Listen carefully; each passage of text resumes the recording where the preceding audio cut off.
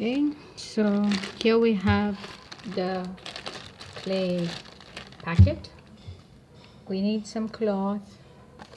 We need a little bowl with just half water and a sponge that we can put in and use.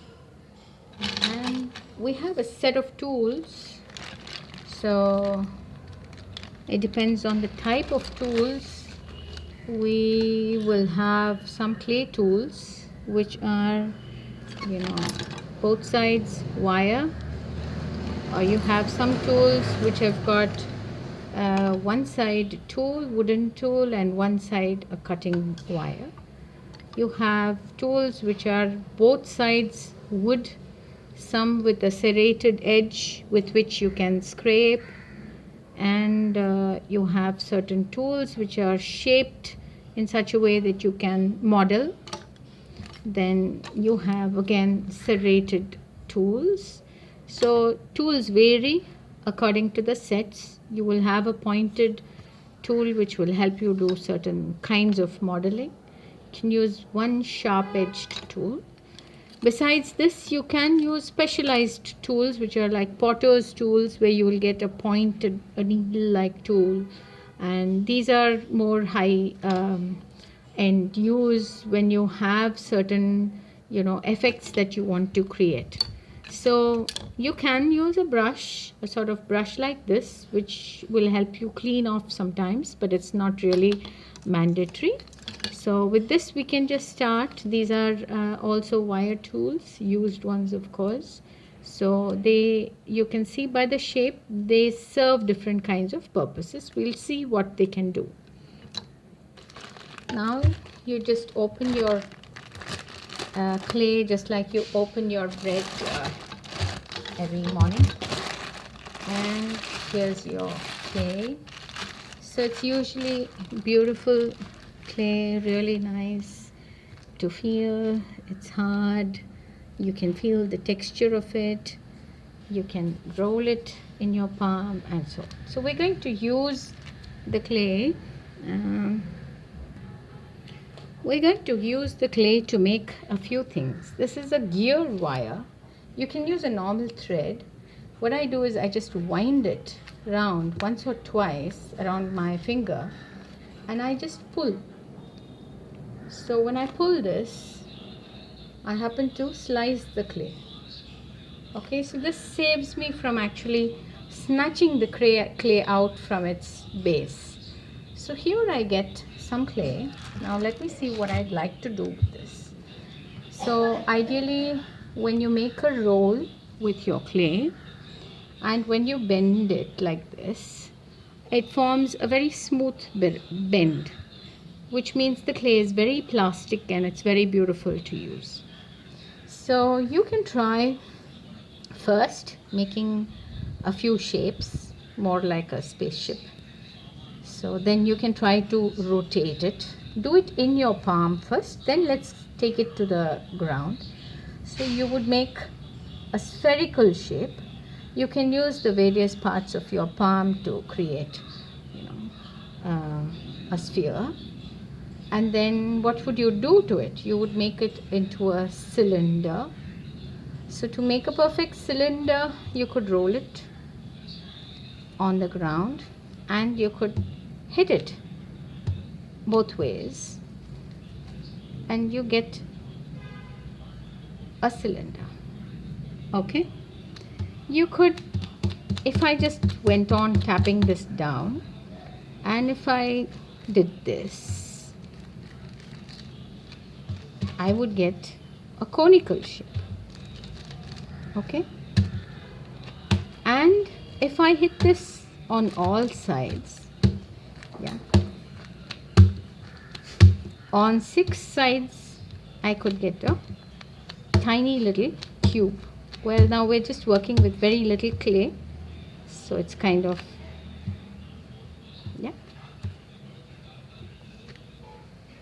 I happen to make a little cube. Alright, so now what else would you do with your clay?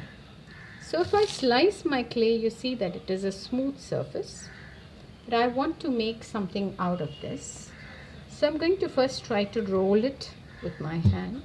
Of course, I can roll it down on the ground. And I'm going to try to pat it down. Okay, pat it down. Not too thin, not too thick. For this, I have the cloth, okay, and I'm not touching water for a while, because if I touch water, then it's going to change its properties completely. So now I use the cloth and I have made a sort of a flat cake, okay. You can see that it takes impressions very easily. Now I have picked up some things. I have picked up some leaves. I encourage you to pick up something from nature. So I have something like this, which I would like to try. You could use leaves which have more veins, okay, which have more of a texture and a character. You could also use some kind of lace or some textured material if you like. So another thing is, I would like you to keep your hands clean when you do this, which is why you have the sponge. So what we do is we put the sponge once inside the water and we clean our hands. Okay, so you just clean it this way with the sponge, dip it, squeeze it out, and you clean your hands once again. And your hands are clean. And then you can just wipe it off with the cloth. So this way you have a clean workspace. Now I take this leaf. I like the leaf, the veins. So I put this down on this. There are many ways in which you can do this. So I'm just pressing this in with my finger as of now. I could also roll it with a roller. I could also just pat it down. I could use a scale and I could, do this gently, of course. So I want you to do some sort of a simple shape. So I'm just using this as a, former, like some sort of a base with which my fingers are not getting dirtied. The impression of the leaf is also going to stay. I'm not changing the shape basically of this outer form. So you just understand that it's so simple to make something beautiful. Now maybe I can just extend this a little bit because there's a little more of the leaf here. So I could have pulled this behind, but now I can't do it. So I'm just going to, but not make it too thin. So I will leave it somewhere here. And I'm just going to leave it at this. But I wanted to take this shape. So, and then I also want to have some feet. Like I'm going to try to make something like a soap dish, let's say. So I'm going to pinch out some clay, roll it. But now I need to have of the same size. So maybe 4 legs, 3 legs, 4 legs. So I'm just pinching out, rolling it in my palm and dropping it there. And I see it's okay. It's kind of okay. Now I need something. I need to just take some, a little bit of, very little, just not even this much, where I put a little bit of water and I sort of mush it up a little bit to make something like, like your toothpaste. Okay, like your toothpaste. This should be fine. This is enough. Not more than this. Not more watery than this. So I keep it down here. I clean my hands again. Okay. I clean my hands once again. And I turn this over and I have a serrated tool, or I have maybe a tool like this which has got some teeth, so I could just mark where I'm going to place these things, and I just scratch it a little bit.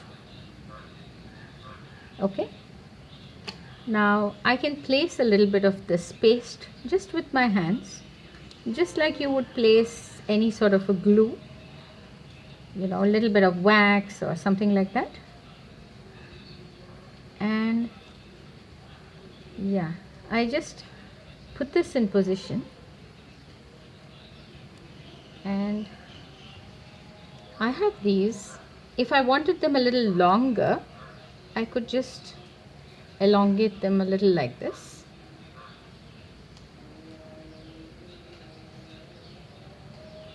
My dog is going to sing now. So I just have it roughly the same size, and I don't need direct water. I can use this paste, and I'm just going to put it in position. Okay, so I'm just going to put these in position. Of course they will deform a little bit, but that's how it is. Okay, and now I need to use my tools. So which tool is going to be suitable? Maybe this tool. So I just gently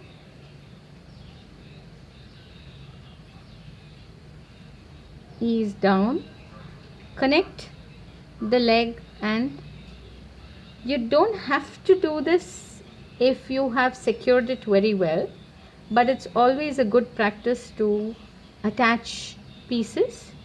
So this is the simplest first piece I'm asking you to make. So we can call it a soap dish, or a key holder, or a ring holder, or whatever on the table. Okay, so now I wet my finger with the sponge, and I just